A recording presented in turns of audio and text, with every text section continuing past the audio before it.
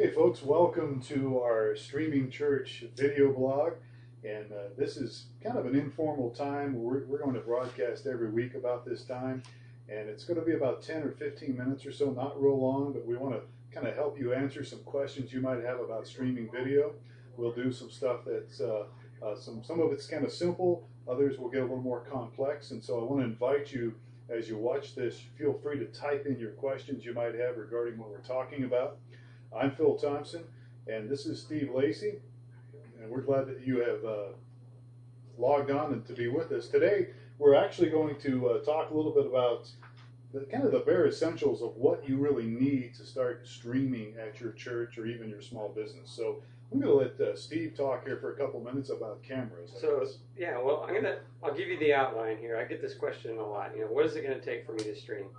And basically, it folds into just 3 or 4 components. You've got to have a camera, obviously, in order to videotape.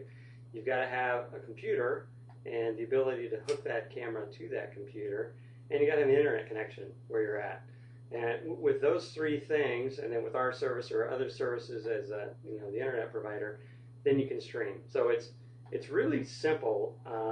These are things that most churches already have. They already have cameras. They already have computers. They already have internet connections. And so what I was going to do is walk you through just some of the, as Phil mentioned, the bare bones things that you need to do or to have in order to broadcast. So this is going to be kind of geared towards entry level. You know, as we go on and do some of these sessions later on, we're going to get into some of the higher end. So I was just going to walk you through. So camera, number one thing that you need to do with the camera is, there's a rule of thumb we have, is the better the lighting and the closer you can get to your subject, then the less expensive camera you can use. So if you've got a service that is rather dim and you've got to put cameras in the back of the sanctuary, you're going to want to move from a consumer grade camera up to a prosumer. And again, I'm talking, entry level things here. Well, let me just interject. Like today, we are simply using a cam that you have. It's a consumer cam that you bought a few years ago. Yes.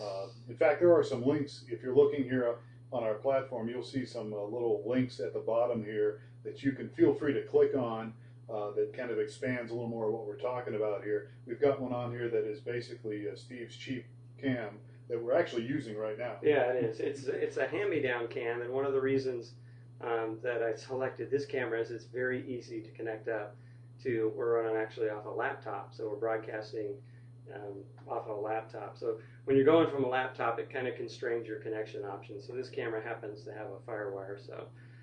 So there's the camera. I went today, and this thing's, I don't know, 4 or 5 years old, and I went on eBay just to look up some things, and they have some finished sales for $50, and I think this link that's on the site right now will take you to the camera. And actually this morning it was going for like $10, so it had a couple of bids on it. Hey. So feel free to click if you want to get, this will give you an idea. If this is, we're just doing actually a spare room in my house with just normal lighting. So this is what we're going off of. Okay. I even have some churches, and I really don't recommend this, but we have some churches that just use a webcam that's connected right up to their computer. And with a webcam, I just had a church that just started broadcasting a couple of weeks ago, and they went and just bought a $50 webcam, and it looked all right. One of the challenges that I saw in it is you don't have the ability to zoom. So and they were at the back of a sanctuary. So you're at the back of a sanctuary, you feel people look like start to look like ants on the stage. So you're going to get a camera that has the ability to zoom in on your subjects. The other consideration in purchasing a camera is to make sure that you have a vehicle to connect it to the computer. Now, if you're connecting up to a desktop computer, that's going to open your options up, because you have video card that's with the computer, or you can purchase video cards that'll take various inputs. But if you're going with a laptop, you're going to want to consider, is there a USB connection or a FireWire connection, or what's my connection between the camera and the laptop? Just real quickly, and there's a little thumbnail down here.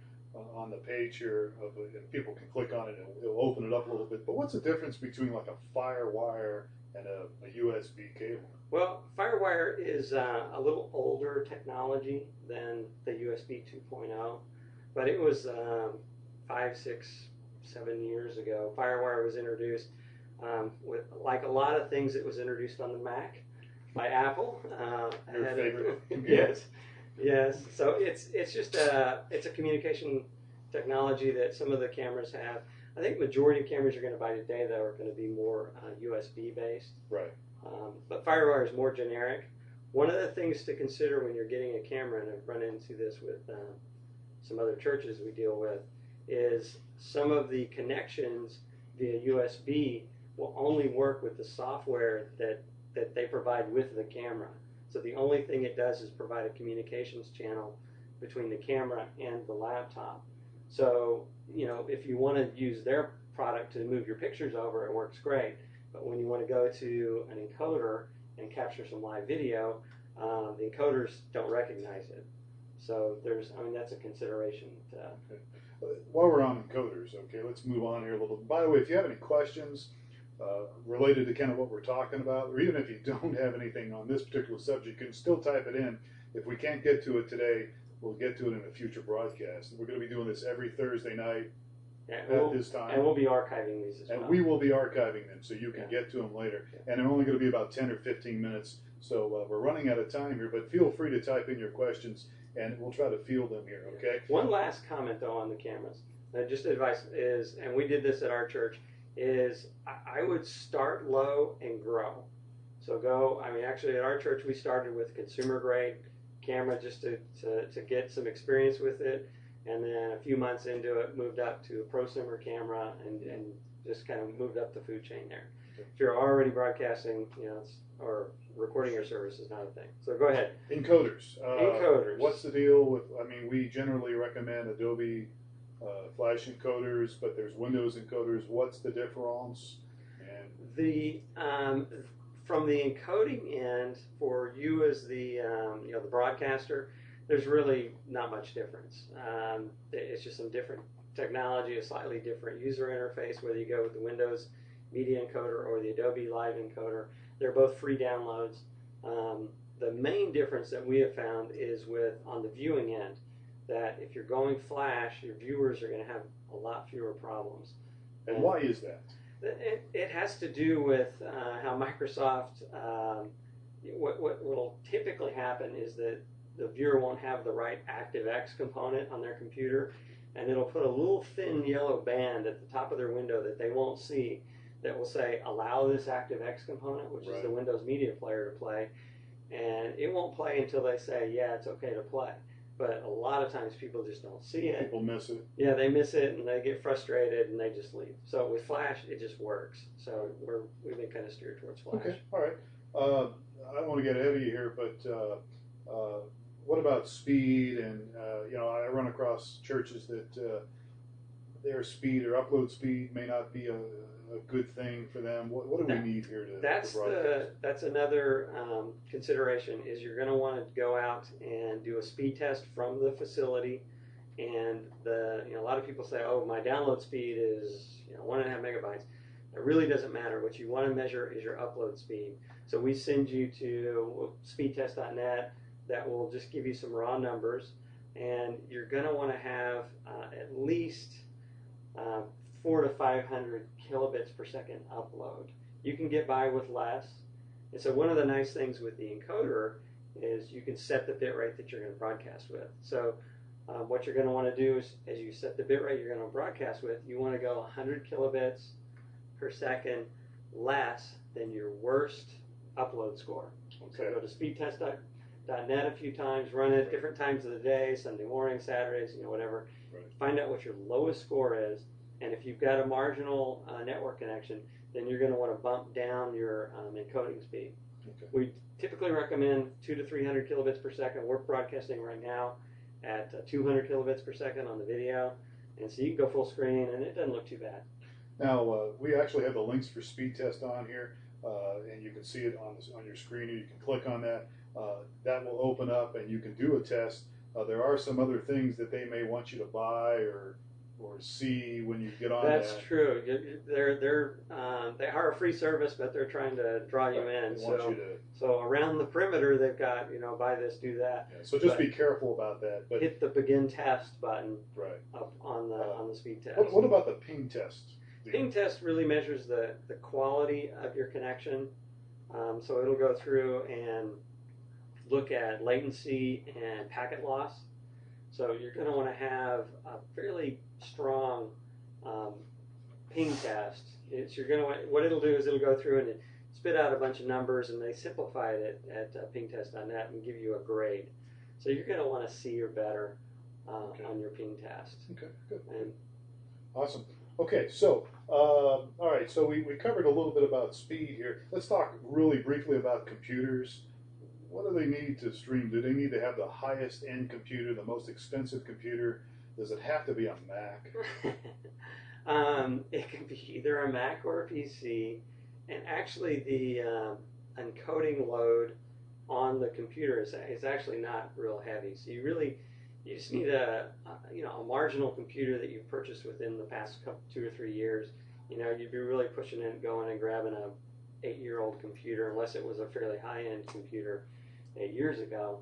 But you're going to want to be able to run the encoder on the computer, and if it's geared for if you're just doing the encoding on that computer, then you'd be a little bit safe. If you need to run your projector screens and that sort of thing off the same computer, you're going to want a little beefier computer. But one of the things you want to do is download the encoder, the Adobe Live Media Encoder we encourage you to do, is start broadcasting, and then just do a CPU load test.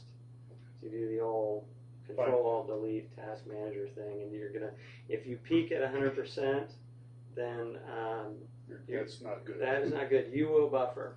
Another common question, just talking about internet connections, rule of thumb is if everyone sees the same buffering and pausing, that means the issue is between you and the streaming server. All right, now repeat that one more time, because that's one that everybody seems to miss. Yeah, so if everyone at the same time starts to see buffering and skipping, that means that you're not able to transmit your signal from your facility to the server. There's some buffering or packet loss. Okay. If individuals, one guy says it looks great for me and everything's just fine, and someone else is, says it started to buffer for me, then it's between them and the server. Okay. It could be the network that they're on. It could be the network on. It could be the broadcast. You may be broadcasting too high.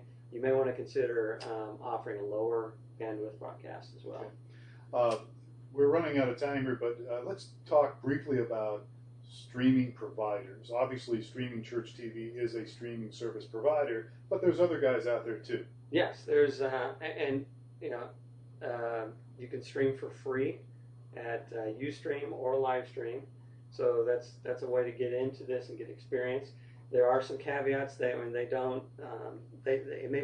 may not cost you any money to do that, but they will push advertisements. And some of the ads, and not to knock them, because I think that's good, but some of the ads can be a little bit awkward. Is that a good way to say if you're doing a sermon or something? What were you telling me yesterday? Well, I was talking to somebody on the phone, and they've been using one of those two that you mentioned, and an ad for condoms came up on the screen, and so it was a little awkward for people. Something you don't see at church too often. Not very often, especially if you're Roman Catholic. But hey, we won't get into that. That's just a joke. But so there are other providers, but they do have their pros and cons. Right, and then there's other pay providers there. We're finding now that we've been doing this for a little while, there's more and more companies cropping up that are geared for the streaming market. So there's us. There's some that have been around longer than we have. 360 Networks, I think, is one. Okay, yeah. Good job. Another one that's been around for a very long time is Streaming Faith, and that's a provider that actually is historically and now is somewhat very high end, and what that really translates to is very expensive. Really? So yeah, they're. Well, we're out of time here, but feel free to send in any questions you might have. Did we get any questions? We had some smart ignored? remarks from some people, but maybe so. Very quickly, though, I don't want to drag this out too much because I know everybody's time schedule is important. But one of the things about what we're trying to do is really provide a service for someone, for a church, for a ministry, for even a small business that helps kind of connect with their values. And also, we're not trying to gouge people either. We're trying to provide a good service to you, something that's fair, and provide tools and resources to get the message out, to get the gospel out, to help people connect with God and with other people. So, okay, we're going to archive this so you can come back here later, watch it again. We're going to be on next week at this same time. We're going to cover another subject. If you have what are we covering next week? What are we covering? I'm not sure. I'm not sure. We put together a big agenda, but maybe hats. We'll talk about hats. All right. But honestly, folks, we appreciate you tuning in, dialing in. Well, if you still have dial-up. But whatever you've got, we're glad that you logged on today for us. So Grant wants one of us to pull our hair or something. I'm not sure what that's what that means. That's a Carol Burnett deal. I guess. I don't know. Okay, so we're going to wrap it up here. Thanks so much. You can contact us. There's a thumbnail down here if you want to contact us. Follow us on Twitter. Read our blogs. Send donations in. No, I'm just kidding about that. But we're glad that you joined us, and we'll be back here next week. So thanks. Okay. And God Thanks, bless. guys. We'll Take see care. you. Bye-bye. I actually have hair.